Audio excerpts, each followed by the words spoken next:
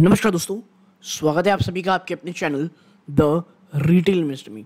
Guys, यहाँ पे मैं चर्चा करने वाला हूँ हिंदुस्तान यूनिलीवर की दोस्तों। और देखिए, हिंदुस्तान यूनिलीवर में चर्चा करना इसलिए ज़रूरी है दोस्तों, क्योंकि अगर आप देखेंगे तो जैसे ही Q2 के नंबर्स आए हैं, बहुत ज़्यादा निराशा का माहौल ऑलमोस्ट इस स्टॉक पे बना हुआ है दोस्तों। और निराशा जो आप कह सकते हैं, आप कह सकते हैं एक झटका जो निवेशकों को लगा है, उसके पीछे का रीज़न ये है, ग्रोथ गायब है दोस्तों। आपकी स्क्रीन में स्टॉक दिख रहा होगा। कंपनी ने, चाहे आप क्वार्टर ऑन क्वार्टर देखें, आप चाहे ईयर ऑन ईयर देखें, ठीक है, कंपनी ने फ्लैट से नंबर पेश किए हैं दोस्तों। और अगर आप हिंदुस्तान यूनिलीवर के ना मेरे पुराने, अगर आप रिजल्ट देखेंगे, आप पुराने वीडियोस देखेंगे उठा के, मैं बार बार एक चीज़ कह रहा हूँ कि भाई हिंदुस्तान यूनिलीवर की ना जो ग्रोथ है, ग्रोथ एकदम से फ्लैट होती नज़र आ रही है। और ऐसे में अगर आप HUL को ऊपर इस तरह से खरीदे होंगे तो काफ़ी बड़ा समय लगने वाला है आपको इस स्टॉक में वापस से वो लेवल लाने का। और रिजल्ट के बाद कई निवेशकों के दिमाग में आ रहा है कि क्या भाई स्टॉक से निकल जाएं, स्टॉक में फंस गए हैं। कई निवेशक सोच रहे हैं कि क्या ये समय है खरीदने का। तो देखिए, ऐसे बहुत सारे सवालों के जवाब इस एक वीडियो में देंगे।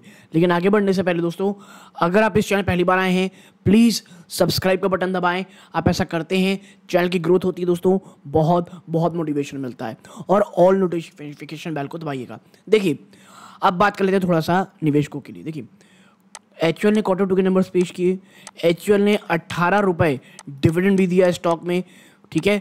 तो आपको मैं बता दूं HUL का कहना क्या है। देखिए, HUL का कहना ये है, जो कंपटीशन है ना यार, कंपटीशन बहुत ज़्यादा इंटेंस होता चला जा रहा है दिन प्रतिदिन दोस्तों।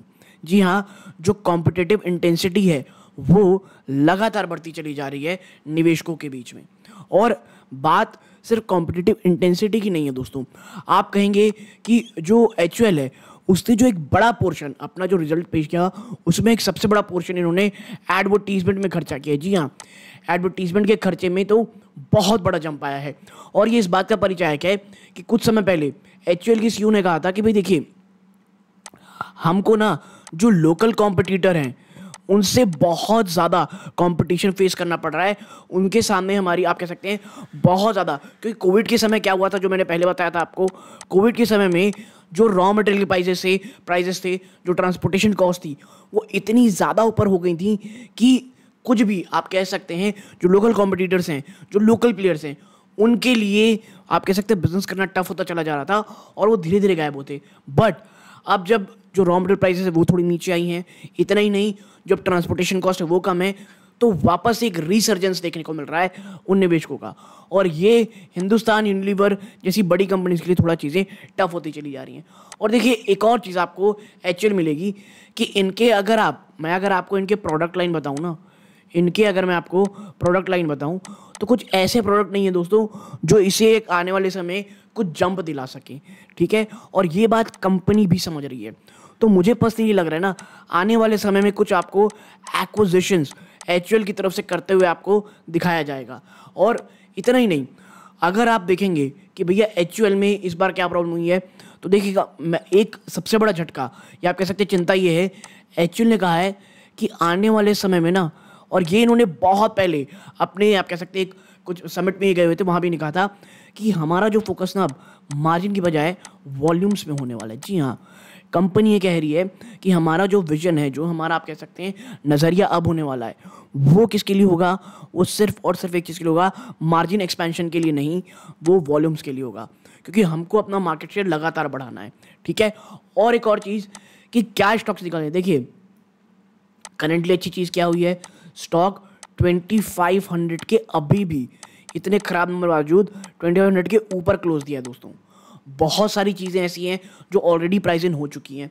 और आप देखें तो पिछले एक साल के अंदर ना, ऊपरी स्तरों से देखिए, स्टॉक ऑलमोस्ट 10% टूट चुका है। और देखिए, ये जो लेवल है ना 2500, ये बहुत ज़्यादा इंपॉर्टेंट है। ये देखिए, लगातार बार यहाँ से टच करके जंप कर रहा है, एक, फिर अभी इस बार आया है, फिर एक देखिए, ये यहाँ से एक ब्रेकआउट हुआ था, और उसके बाद ये लेवल्स आते हैं। ये देखिए, ये लेवल्स, ये कौन से लेवल्स हैं भाई, ये देखिए, ये लेवल्स आते हैं आपके 2450 के आसपास, और उसके बाद सीधा 2400। देखिए आप समझिए एचयूएल का 52 वीक लो जो है वो 2400 है दोस्तों, ठीक है। नए इन्वेस्टर अगर एचयूएल 2400 इसको भी तोड़ता है तो देखिए 2100 से लेकर के 2200, ये आप कह सकते हैं जो 100 रुपये है ना, मुझे नहीं लगता इस 100 रुपये को एचयूएल तोड़ेगा दोस्तों। जी हाँ, इस 100 रुपये को तो, यानी यहाँ से आप देख सकते हैं ऑलमोस्ट 10 to 12% गिरावट है। और मैं ये वर्स्ट केस की बात कर रहा हूँ दोस्तों, वर्स्ट केस सिनेरियो की बात कर रहा हूँ।